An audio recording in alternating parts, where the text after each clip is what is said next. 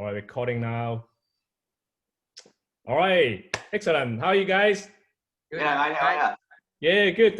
Yeah, so thank you so much for joining us today.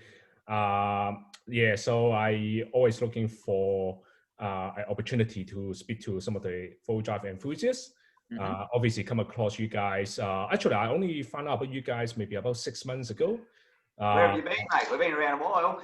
I know. Yeah, but yeah, I haven't really followed full drive sort of like what's happening in the last probably 12 months. It's just really busy at work. Yeah, that's it. Yeah, until probably a couple months ago when COVID hit, and yeah, unfortunately hit hard on one of my business.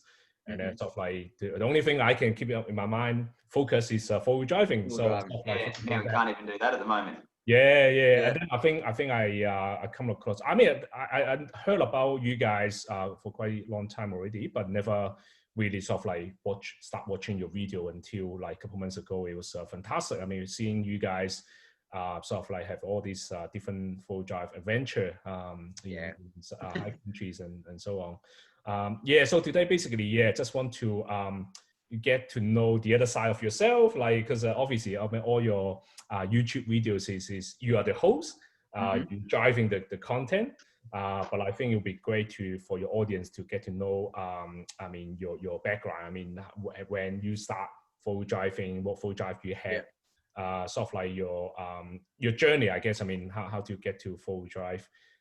And then I will ask you some of the questions around your filming side as well, like because I think obviously there's big part what you guys are doing at the moment.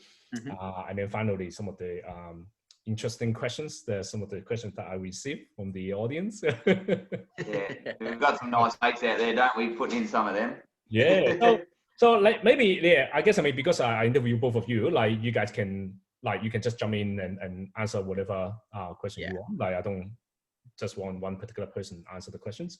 So maybe tell us, I guess, I mean, you guys are brothers, right? We are brothers, yeah. Dave's older, you I'm the younger brother. I can tell, Mick. Yeah, he's old and dusty. Yeah, he's young and youthful. Yeah. So how did you guys start full driving, like, and when, like, and yeah? Basically, we've always done it. So I think I was 6 months old with the family, and my first trip was up to Fraser Island, and done Arnhem Land when I think it was maybe about a year old, and we've been sort of doing stuff all over Australia with mum and dad, that sort of thing. Then pretty much just when we got our licenses, it was just sort of a bit of an evolution into getting straight into it, I suppose. Yeah, right. And same deal for me. It's just growing up with dad, obviously, going camping, but he full drive and all that kind of stuff. And just obviously, took the reins, and he still comes out with us and all that. So it's great. Yeah. So you guys grown up in Queensland? No, Melbourne. Yeah, cool, yeah. Awesome. And so what was your first four-wheel drive? Like what four-wheel drive did you own? Mine was a 91 Ford Maverick. Basically, which is still a GQ Patrol, basically. Yeah. You're quite lucky, actually. The first full drive is already a live axle. Yeah, that's right. So that got turned into a bit of a beast. So spent a fortune on it. And, custom made all bar work. You still got any pictures of it? I do, yeah. I actually one of it on social media. We put one up the other day, and everyone's like, "Oh, that thing's a beast." It's a monster. It was a big rig. What about you, Mick? Like what? I had cars, obviously. Yeah, like my first full drive was a Hilux, 2009 Hilux. Yep. That sort of gave me nothing but trouble. I spent too much on it. Yep. So ended up buying the Navara, and haven't looked back since. Yeah, like why Navara? Like why not Ford Ranger or other utes? Like just the rear coil in this, standard diff lock in the rear, and then just the price as well. Like I paid, I think brand new, paid 40 grand for it, like 42 grand. Yeah. So it was just no brainer. Whereas to buy a Ranger or Hilux, you're probably looking at 60 plus. Yeah, right. So you own so you had a Hilux before, and then you changed to this Navara. Yeah, that's right. Yeah. So the first Hilux, was it a live axle or is it IFS? No, IFS. So it was 2009. So it was just the SR5. So. Well, you have never experienced a live EXO full drive before? No, I haven't actually. You should switch back to a GQ, like. Yeah, it'd be a lot more comfier, I think. I don't know. I think yeah, I think the live EXO is definitely quite comfy. Yeah. I think suspension wise, coils all around and that. Yeah, I think the only thing very different, I guess, is sort of like IFS. You sort of follow your front tend to follow the terrain. Yeah. The live EXO, like you don't even know there's a pothole. Yeah, exactly. Just walks over everything. Exactly. And so Dave, so you had a GQ your first full drive, and what did you have after that? Like, did you switch to the Y62? Nah, so I had the GQ, and then from that, this stretch my memory here, but then it was. Talk a bit louder, Dave. Hey, can you pick a bit louder, Dave? Yeah, sorry, mate. Hey, a bit closer, hey? Yeah. So yeah, I had a GQ, I've had a ML Triton, I've had the GU Patrol, what else have I had? Can't hear you, brother. What's going on? Can't hear you. Not at all. I can just. Yeah. Is it better? What about now? Can you hear me now? Yep. Yeah, better. Yeah. Yep. All right, try again. Yeah. So I've had the GQ, and then I've had a ML Triton. I've had the GU Patrol. Yep. What else? I've had a heap of cars, and then now basically got the Y62. Yeah, nice. That's so yeah. You had a couple different sort of type of vehicles in the past. Like you had obviously you have come from the GQ Live EXO sort of dinosaur, like really old truck, and then to the IFS Triton, and then you had a had the Prado as well. The Prado before this. The one yeah. So obviously, I mean now you have the Patrol. Like, so if you compare to all the vehicle you had in the past, like do you still pick this Patrol as your number one vehicle, or you probably? I don't know. Bit of a tricky one, I suppose. It would depend on what I was actually doing with the car. For the most part, yes, the Patrol's the best. Touring wise though, it was pretty hard to go past the Prado because it had 150 litres of fuel and super economical. Comfortable, that sort of thing. So that touring, that was grouse. I had the GU and the GQ, so they were both real good for doing the harder stuff, like where you were bashing through mud holes and all that sort of thing back in the day. But probably as an all-round car, I'd say the Y62 is the best all-rounder. Yeah, right. And would you consider to have a second full drive just for play and technical hard track, like? Oh, if I had the money, that'd be a no-brainer. I'd go back to a GU or a GQ or something like that for things like that. But it just all comes down to money, doesn't it? Yeah, you want to offer to buy my GQ? Yeah, how much you selling it for? I don't know. I had that car for 18 years actually. Oh wow. Yeah, right. Yeah, I bought that 2002. So it's a 93 model. 4.2. So it's done. I think that back then when I bought it, it's done 300,000 K. Right. I think right now it's gone up to like 460,000. Almost at the 500,000, mate. Yeah, no, I gotta celebrate. Like, just awesome. Like the Patrol, like I don't know not much about the new one, but obviously the old one just, I mean, so reliable and simple. Like there's no electronic. Like I always said to people, if one day we got attacked by a EMP bomb, electromagnetic bomb, I think my car will be probably the last car going. Yeah, that would still be ticking along. You just get out there and wind it over, and then off it goes again. Yeah, and also funny, like I think you probably know. I mean, last couple of years, there's a problem with the airbag, the airbag.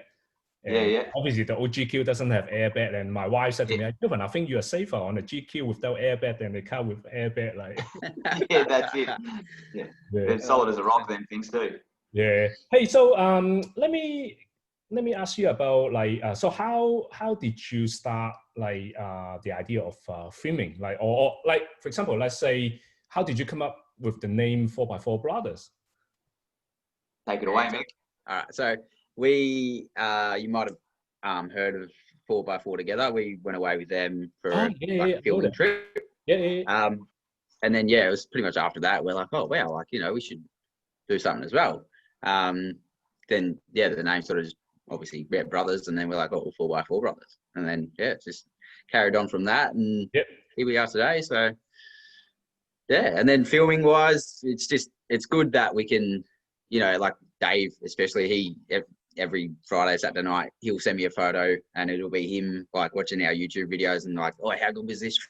Like we can look back on it and it's really good. So that's another, bonus that we film and make a video out of it, I guess. We can look back on it and like even we did a trip with Dad through the Simo and all that as well a few years back. And that was grouse. So we just chuck that on every now and then and reminisce. Wish we were back there. No, that's awesome. I think I love a lot of your videos. So who did most of the editing, like yourself, Nick? No, at the start, Dave. Did all the trip videos and stuff like that. Recently I bought a whiz bang laptop and jumped on the bandwagon and started to take over. I've still got the old Fossil laptop, so it takes me twice as long to edit a video now than what Mick does. So, it was pretty much what Mick said. How just like we sort of just made the videos for ourselves, just to be able to look back on trips we've done. Then and other people are enjoying it too. So that's just an added bonus of it. That's awesome. I think definitely last couple of years you can see the trend of a lot of four-wheel driver they start filming their four-wheel drive live and journey, and it's interesting because I really like, as an audience, I really like a lot of videos that are pretty much raw, like kind of things, like not. It's great that you edit the video, but I do like to see some of the raw footage, like editing more like genuine, like rather than like some of the video you can see they're scripted, exactly, some you can like not just edited or editorial is I hate most, like some of the channels it's just you're talking about something that I know you get paid a lot to say that's it. We try to keep that as natural as we can and just organic, just be ourselves. I think also I guess also a lot of four-wheel drives accessory and manufacturer product and a fairly high quality now. I think it's because there's so much competition. If you don't have that quality, people can spread the word very easily and switch to another product like very, very easily. That's awesome. And so what is the what's the best part of filming? Is it the filming side of it, or the editing, or the what is the best thing you get out? The best part would have to be, I reckon, just getting away. Sometimes, some trips we don't even film, like just getting away with mates. Like it's just getting away, like basically it. Being able to capture that too, I reckon. Like when you're doing the filming and you're just capturing that mateship and just out having a good time. And the editing sometimes can be a bit painful. You're there and you're chopping and changing, or sometimes the computer freezes and you get all frustrated at that. But then when it all comes together at the end, and you're like, oh, that was such a good trip. And it might have been a month ago you did the trip, but you just at the end and you've got that little clip, 20 minutes long or half an hour long, and you're just watching back going, oh, what a trip. I think definitely I agree. I think particularly last 2 weeks during the lockdown, right? Like you watch some of the video that you filmed in the past, definitely it's good memory. And what is what is the hardest part that you find from the filming side? Like, is it gonna be the angle of filming, or have they come up with the story behind the video, or sometimes you gotta have the right vibe there as well to film, I think. That's what I was saying before, like not every trip we film. Sometimes we just get away to actually enjoy being away. And like there's no really hard part about it. Normally you're pretty spot on though with the whole vibe thing. Like sometimes you can go there and start to film and then you're just like, I'm just not feeling it as it's going to come across as a really good video, so we're just going to enjoy just being away. Yeah. Yeah. And do you mind I ask you, like, what type of gear do you use to film? Like, do you just use the, I think you have one of those gimbal kind of things, Yeah. like selfie. Yeah. Yeah, GoPro, the gimbal, and then Dave's got his SLR camera, the Canon. Then the drone as well. Try and get a bit of drone footage too, which just adds another layer to it all as well. Yeah. What drone you got? The Maverick. The first one. DJI. Yeah. Yeah, they're awesome. Yeah. And so if you, let's say some of the audience watching this interview video, they would think, oh yeah, maybe I should, start filming my own journey as well. Mm-hmm. So do you have any advice or suggestions for them to how to get it started? Just basically grab a GoPro. Yeah, grab a GoPro, point it at yourself, and just it's hard to, and it takes a while to sort of get used to talking on camera, and when you do it too, there's a heap of times that you say stuff and you're like, that just makes no sense and whatever else. But you just edit that out, and also just leave it in there if you want it to just be bloopers, and then just enjoy it though. Don't try not be something you aren't. If that makes sense. Yeah, just be yourself as well. Don't like Dave said, don't be something that you're not. And just enjoy it. Yep. Have a good laugh, have a good time, and and it's you don't have to go out and try to be doing the hardest stuff, or just hitting crazy things, or trying to get airborne to make it full of action. If it's just driving down roads and that's what you capture, well then that's what your video is. You don't have to try fake the action to make it look more exciting than what it is. Just capture what you got and put it up there, and if people are going to enjoy it, they're going to enjoy it. If not, it doesn't matter. You sort of make it for yourself. That's good. And so probably let's go a question, like not so much about your filming but more about your experience. And have you had any sort of like holy shit moment from your maybe Mick first? Tell me, Mick. You must have a holy shit moment. Well, for me, I'm still fairly new at it. I haven't done as much as obviously Dave and everyone else, but there's a few moments where you're like, holy shit, but then you just got to have confidence in yourself as well as your car. Pick the right line, and you had that moment where you had to coming around that hairpin on Burgoyne's. So I took it was just, you were a bit panicky there. Wasn't concentrating in this. What is it? Burgoyne? Burgoyne's track in Collar. So coming around that hairpin, pretty much before you drop through that little creek crossing down the bottom there, and not the McAllister, the other little. It's just a little feeder stream sort of thing. I took obviously the wrong line around that, and the back wheel ended up 2 meters in the air, and I'm like, oh! so nothing would have happened, but it was just it wasn't concentrating. So there's always those little moments too, coming down the slippery hill where you're just like, oh Jesus, and the car's doing its own thing, but just have confidence and not panic, and all it sort of is really.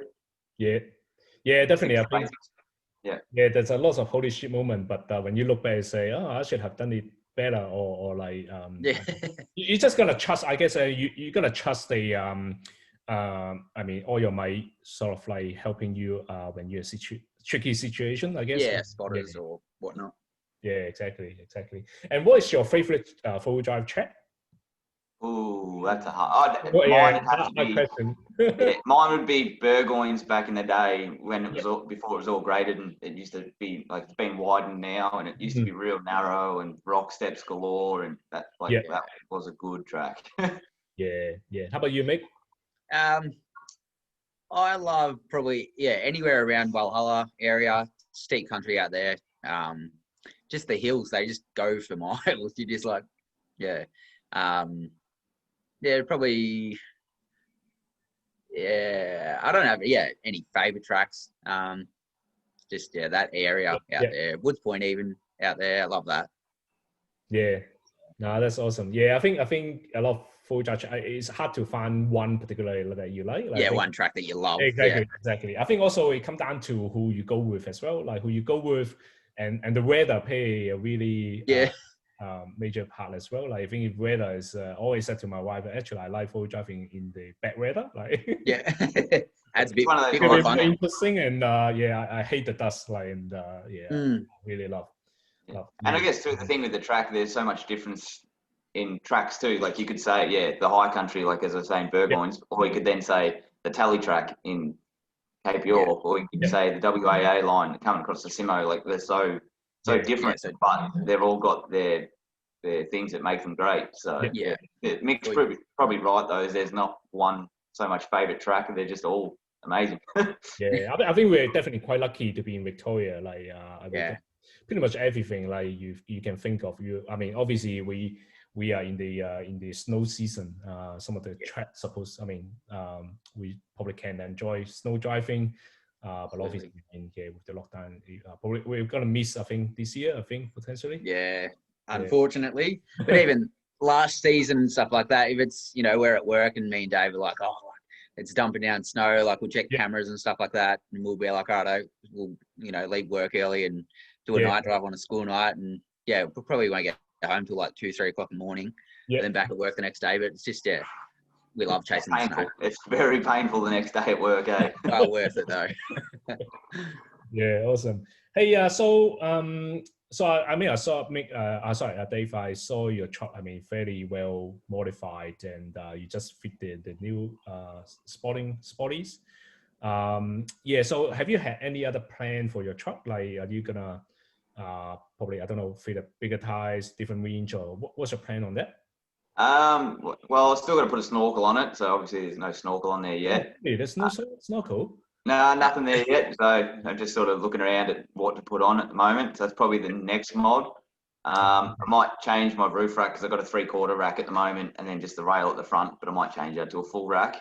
Yep. And then probably put a rear bar on it, and then that's really about it. I'm going to change my draw system I've got. I want to change the setup in that. So that's sort of while we're in lockdown. I'm going to start building that. Sure. But as in major mods, snorkel, roof rack, and rear bar. It's sort of all I really need to do.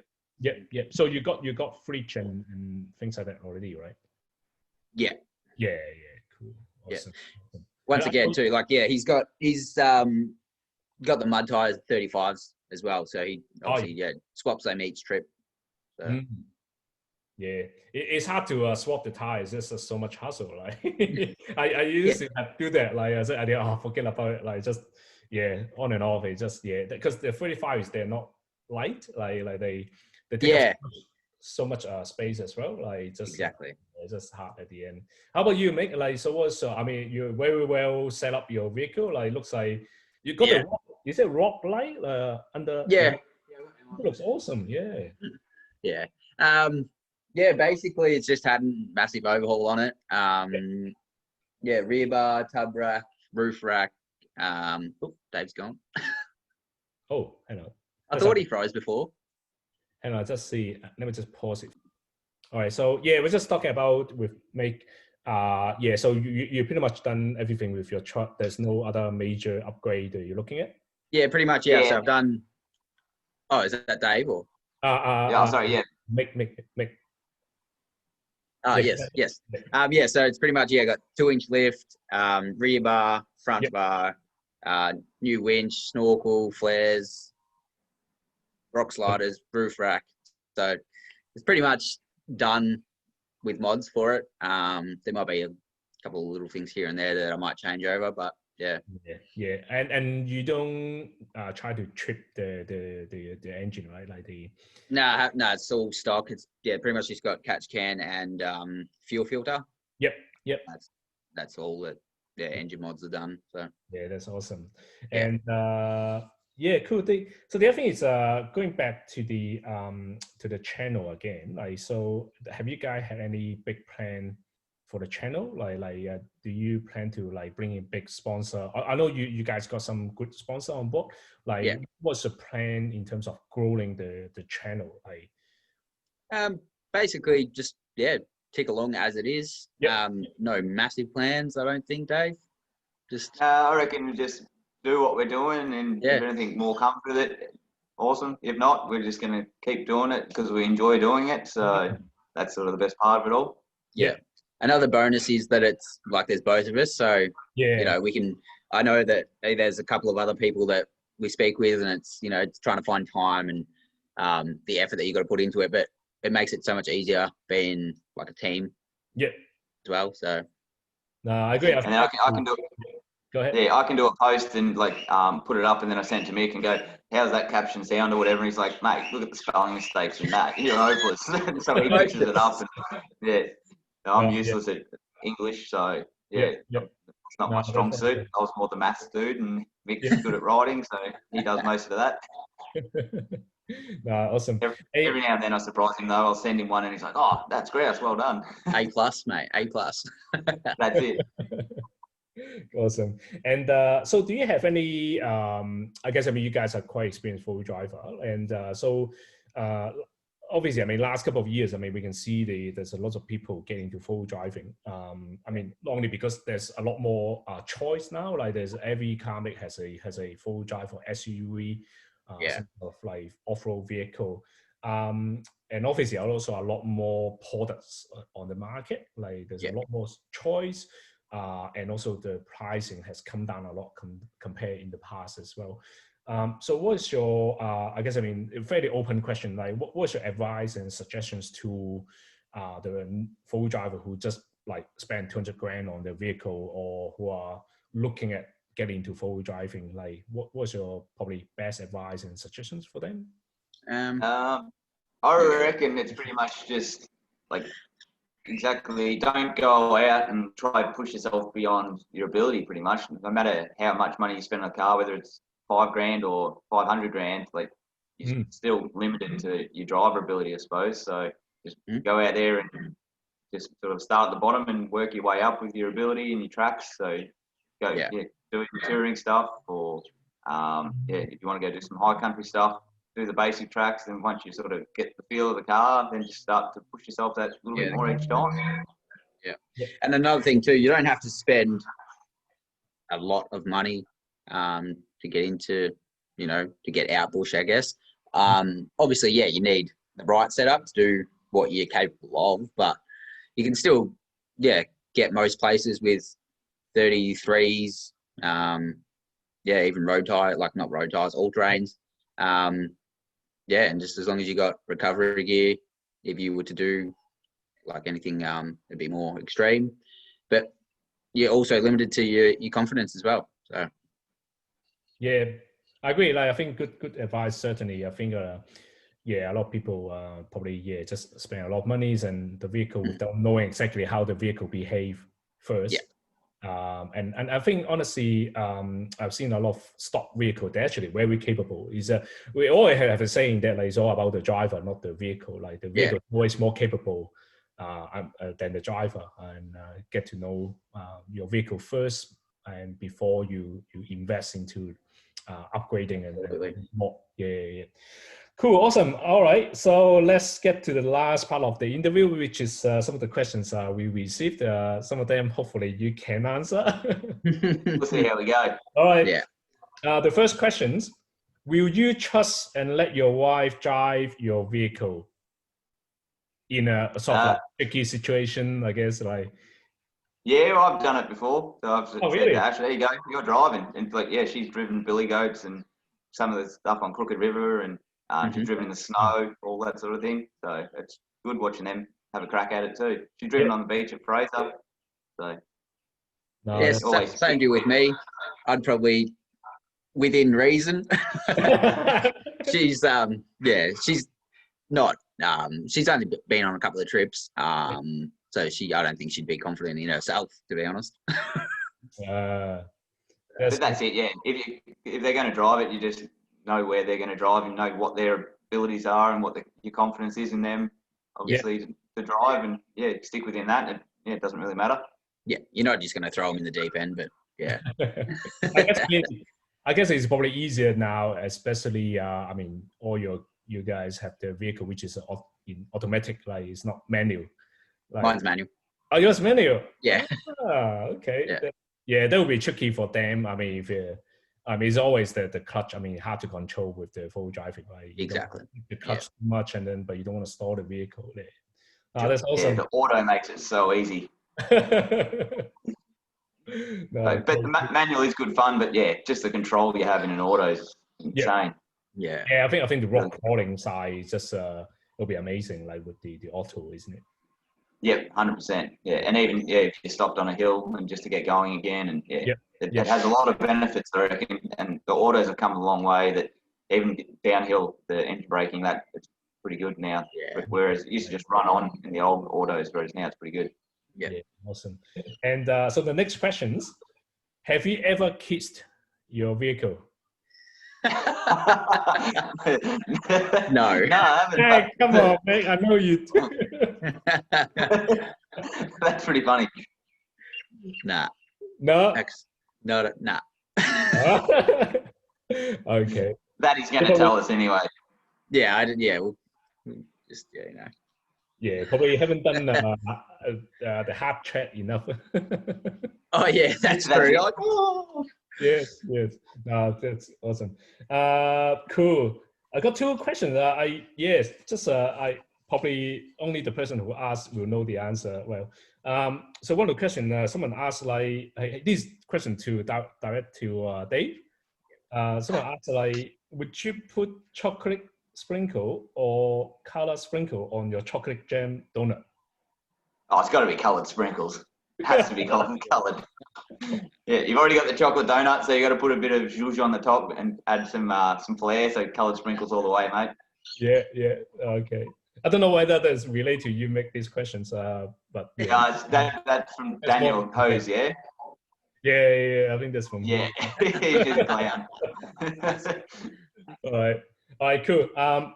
This is again like last question for you, Dave. This is actually a question from Stephen Clay. Did you ask him my question? Yeah. So the question is, what's it called? What skincare lotion do you use for your skin on the trip? I don't know.